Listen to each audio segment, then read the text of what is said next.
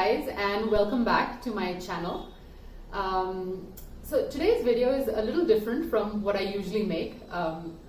If you subscribe to my channel, if you follow me, you know that I focus a lot on asana, on yoga, on healthy living. But today's video is actually for all those yoga practitioners who have long hair and you don't know what to do with it when you practice yoga. And this is an actual real issue. You have hair which is really long, it just keeps getting in your way when you're practicing. And what do you do with your hair? And especially like for people like me, I spend a lot of time, doing yoga and a lot of time teaching yoga, and sometimes hair gets in the way.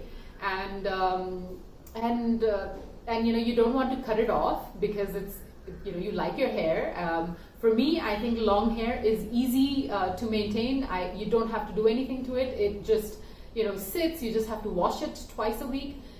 So for me, long hair is convenient because it doesn't require a lot of upkeep and maintenance.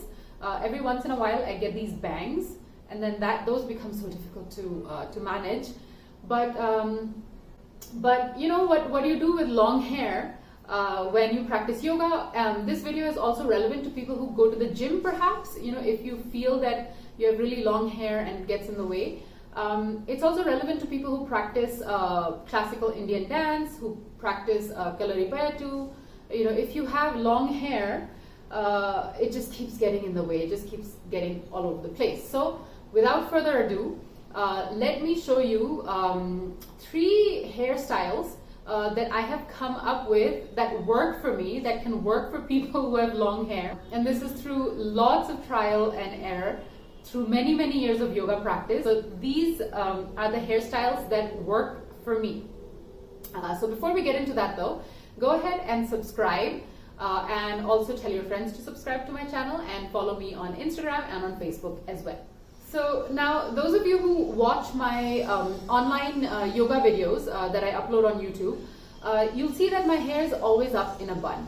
Okay, and that's the easiest thing on the planet. That's literally the easiest and the quickest hairstyle.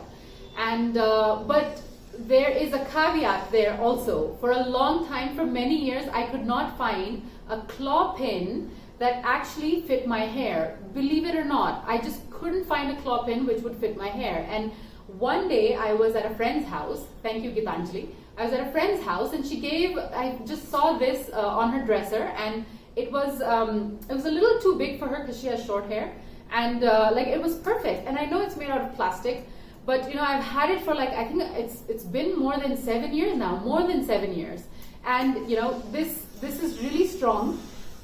I use it all the time. All the teeth have come off. I'm waiting for one more to fall off before this will just not work for me. So what you do is you just take your hair and you gather it on top of your head, okay? And then you kind of roll it, and it's very simple. It's just like a regular bun. You keep rolling it around, and then you take this claw pin, and then just kind of put it in, and then hopefully your hair stays.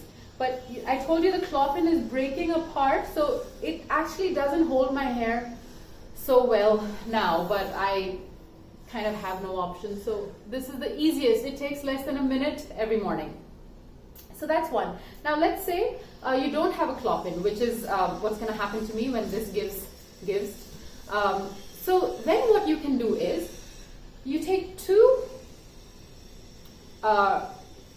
these hair thingies, hair ties, and you use one to tie the hair, okay? And again, this really works. For long haired people, you need a lot of hair tying stuff. So with one, you tie your hair into a ponytail, and then with the other, so then you wrap your hair around your hair, and then you pretty much do the same thing. So you take this other hair tie and you tie that bun with this second hair tie, right? And because you have 2 hair ties in place, usually this will hold. usually. Okay, so if you're doing some like yin yoga, some kind of flowy yoga where you don't have to move your head around too much, nor do you have to stand on your head. Actually, you could stand on your head with this, yeah. Then this is the hair style for you if you don't have a clop-in, but the clop-in is the best. Yeah. But let's say you have to do, you go to a yoga class and you have to do headstands. Like every day you're going to do headstands and you're going to do the plow pose, halasana. Now, although you would be able to do halasana with this because the back of your head could rest on the floor, it's difficult to get your hands around this bun in Shirshasana, in your headstand. So, the other thing, the other hairstyle that I have realized is very easy and it works, is just to plait your hair. So you're just going to divide your hair in 3 sections and just quickly going to make a plait.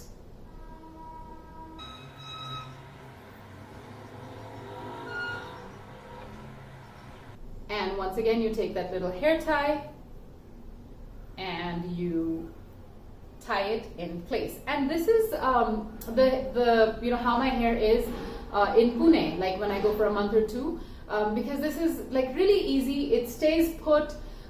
You could do all the asanas with this. Your hair doesn't, it doesn't come in your way, and it keeps your hair, protected. And if it's really long, it keeps it, straight. It's not all over the place. It doesn't get messy, so then you don't have to spend hours combing it out. So this is basically what I do in Pune when, when I'm in class for a long time, I'm in practice for a long time. I just tie it like this. Now, although this is great, so here also, like sometimes if you're doing, let's say, chakrasana, this gets in the way of, flipping back. It also gets in the way of like nice, like a halasana, although you can do it. Like I can manage to do halasana with this, with this knob like behind my head. But for a lot of people, this might not be comfortable. So another option that you have is to actually make 2 plaits on your hair. So you take your hair, you divide it into 2 sections, and then you pretty much do the same thing. You start to plait it on both sides.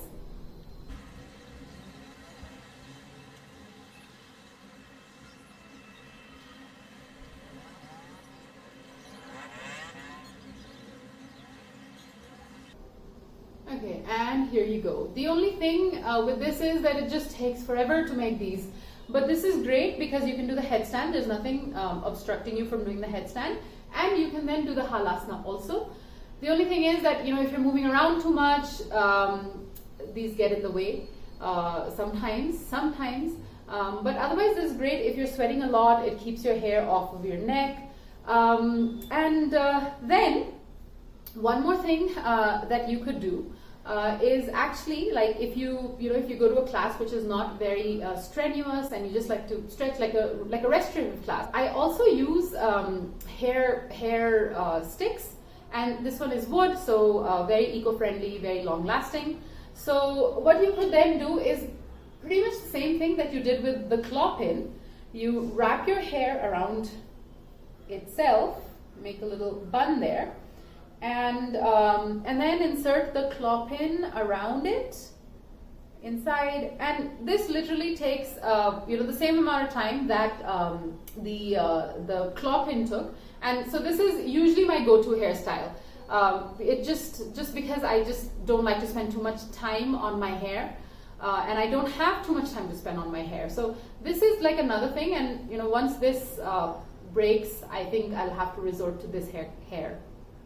So also what to do about bangs. So I usually have like a headband and I just put it around my hair and then just take the bangs off of my face. Yeah, so that's it. If you have any questions or if you have any advice, maybe you are a long-haired girl or person, and maybe you have like a better hairstyle the rest of us could actually benefit from, let me know. A student of mine had this question in the morning class, but I felt it's a valid question and a question that must be addressed, because it is a problem. It is a problem. If you have liked this video and if it has been helpful to you, please like the video, and don't forget to subscribe to my channel. And if you have any other kind of videos or any other kind of topics that you would like me to address in my videos, let me know. So until then, do keep practicing yoga. Use all the videos that I have up on the channel, and do tell all your friends about this channel and tell them to subscribe also. Bye.